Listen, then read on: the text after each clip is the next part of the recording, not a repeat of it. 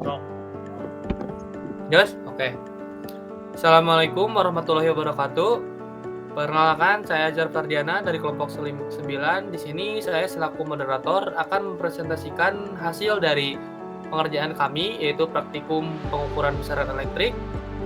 Baik, di sini saya akan memperkenalkan diri terlebih dahulu.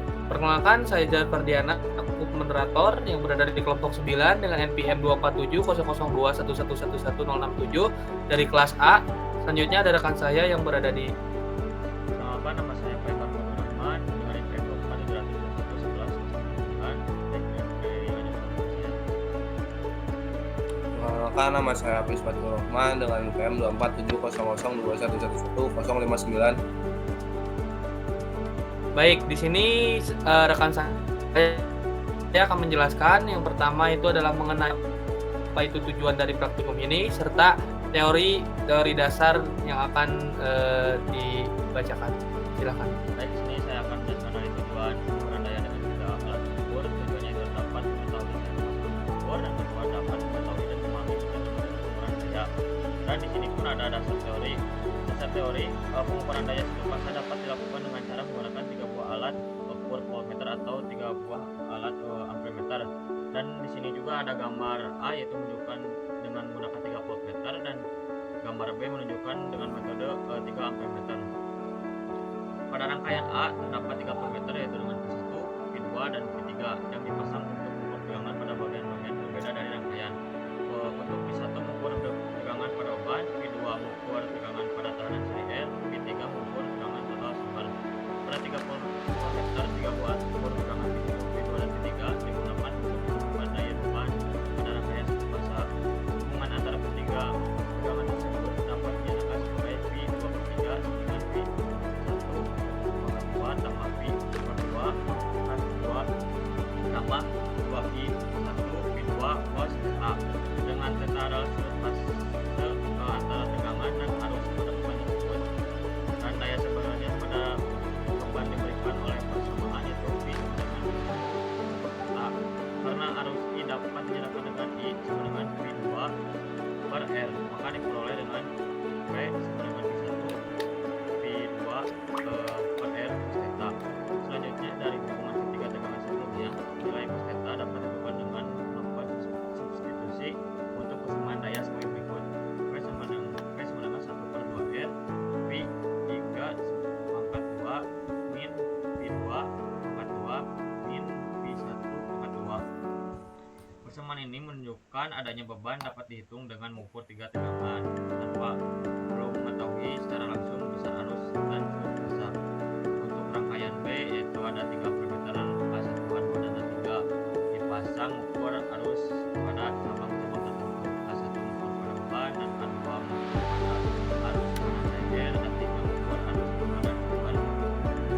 Dalam metode 3 alat ukur arus sementara apabila menggunakan bacaan arus I1, I2, I3, maka hubungan antara ketiga arus tersebut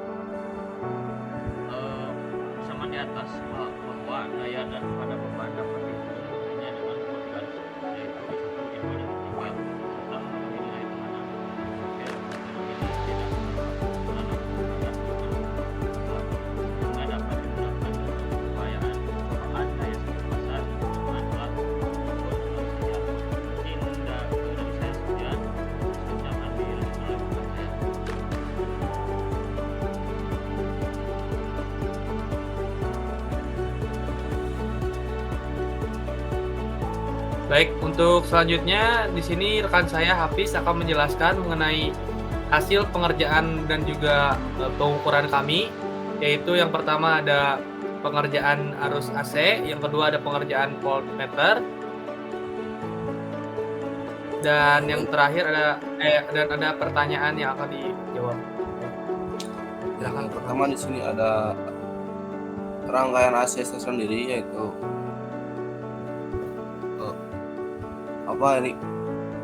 resistor pertama itu diukur dengan 2K dan resistor kedua itu 92K, dan ini adalah hasil dari pengukuran voltmeternya sendiri, yaitu yang ini 0,01,